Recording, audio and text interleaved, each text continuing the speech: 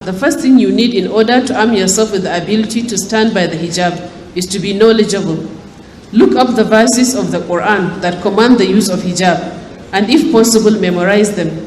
Read their tafsir, that is their meaning and scholarly interpretations, so that you'll be able to eloquently defend your choice of observing the hijab whenever someone challenges you over it. The common belief among non-Muslims is that Muslim men impose the hijab among their women in order to keep them subjugated. But in the Holy Quran, Almighty Allah said, O Prophet, tell your wives and your daughters and the women of the believers to cover themselves with their outer garments. This is more suitable for them, that they may be recognized and not molested. And Allah is ever forgiving, most merciful. Surah Al-Ahzab, verse 59. Now, does this sound like the voice of a Muslim man or a divine commandment from Almighty Allah? The second tool we need in this struggle is to have courage and conviction. The second step in enhancing our ability is to have the courage of our conviction. By this I mean that as Muslims we believe in the wisdom behind the hijab and are convinced about the need to observe it. We know it's our noble right and our divinely ordained uniform, but sometimes in the face of dire circumstances, our faith might waver, and some of us may feel the need to compromise. At such a time, we must remind ourselves about the verses and ahadith we learned and resolve to stand by our conviction, no matter what. Some of us might be surprised to hear that opposition against the hijab comes not only from non-Muslims, but from fellow Muslims as well, especially close family members, like husbands or parents. Now, the third way we can achieve this also is to debunk all anti-hijab myths. There are certainly a number of myths going around, especially against young women, in order to get them not to observe the hijab. You know, they are often told that the hijab makes them look unattractive or old, or they won't be attractive enough to men and therefore might find it hard to get husbands. To enhance our ability to stand for the hijab, we must be ready to debunk these myths by assuring young women that, one, the hijab does not make you look ugly, but rather modest and respectable. The hijab makes people listen and concentrate on what you do or say, rather than your looks or your dressing. There are men who will only seek, number three, the third item is that there are men who will only seek women in marriage who dress decently and modestly. And there is no truth in the saying that a husband will be hard to come by for a hijab wearer. Number four is that we have to learn to celebrate hijab wearers. As we can see on the cover of this issue of Muslim Worldview, I called it "The Hijabis Are Shining." All the women here are achievers. The first is Professor Batulu Mukhtar, who is the first Kano indigene to become a vice chancellor, female Kano indigene to become a vice chancellor of a federal university in Nigeria. Then the second was the best graduating student of University of Ilorin in the year 2015. The third is the first US athlete to go for Olympics wearing the hijab, Ibtihaj Muhammad.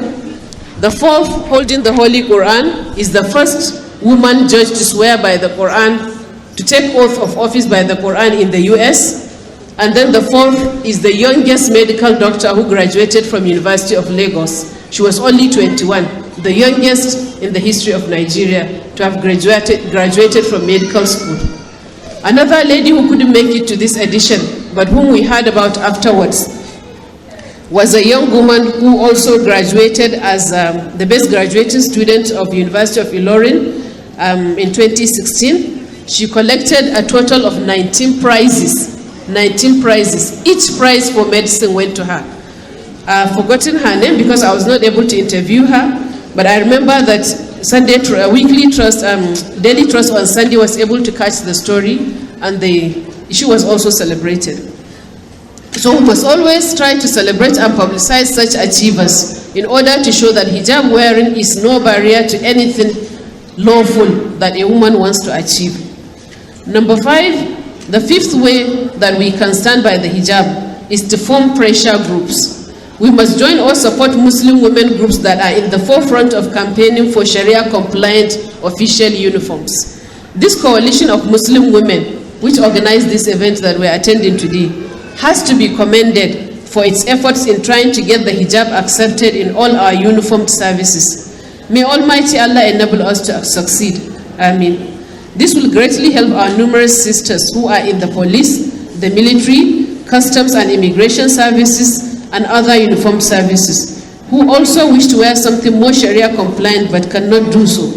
If we can succeed in getting them to be allowed to cover their heads and wear loose-fitting uniforms, it will be a great victory for the hijab campaign in this country. Now, another way also we can get the hijab accepted, we can stand by it and make sure that people are not persecuted for observing it, is to make sure that we quote notable people who have stood by the hijab.